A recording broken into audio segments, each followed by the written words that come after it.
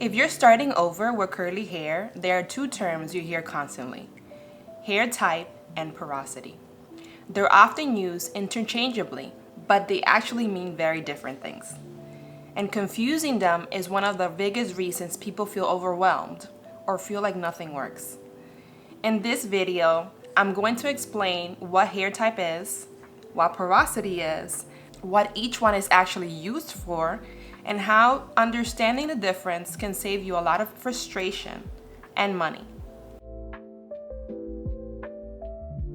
Hair type describes the shape and pattern of your curls, whether your hair is more wavy, curly, or coily. Early curly hair education, including the Curly Girl Handbook, originally described curl patterns using visual and descriptive names, like wavy, Botticelli, or corkscrew, to help people recognize their curl shape. The numbered curl typing system, like 2A through 4C, became popular later as a simplified way to categorize curl pattern and set visual expectations. Hair typing is helpful because it gives you a visual reference. It helps you understand how your hair naturally wants to move, what kind of definition is realistic for you, and what styles and curly haircuts tend to work best. This is especially useful when you're styling your hair or you're communicating with a stylist about shapes and expectations.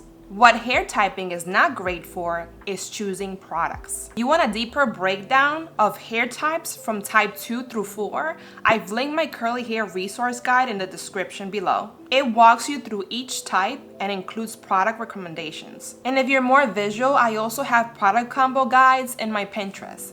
Those are all linked below. This is where a lot of people get stuck. Two people can have the same curl pattern and have completely different experiences using the same products. One person's hair looks hydrated and defined, while the other's feels coated, dry, or weighted down. That difference usually has very little to do with curl type and a lot to do with porosity. Porosity describes how your hair absorbs and releases moisture.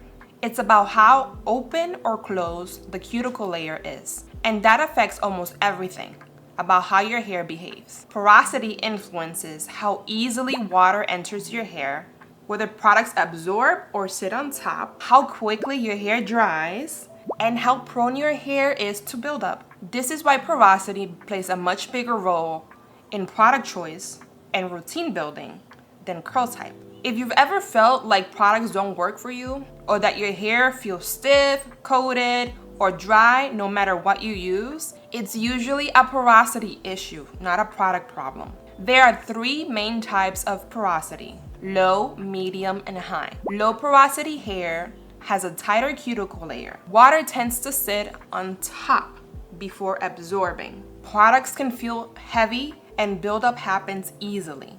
This hair often needs lighter products and intentional water application to help things absorb. Medium porosity hair absorbs and retains moisture fairly easily. You're one of the lucky ones.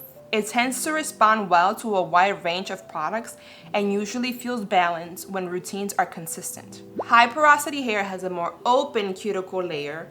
It absorbs water quickly but also loses moisture just as quick, which can lead to dryness and frizz if not supported properly. You might hear about the strand test or sync test, but those aren't always reliable. Most experienced hairstylists don't use these tests. They assess porosity through consultation and observation, how the hair behaves, feels, and responds to water and products.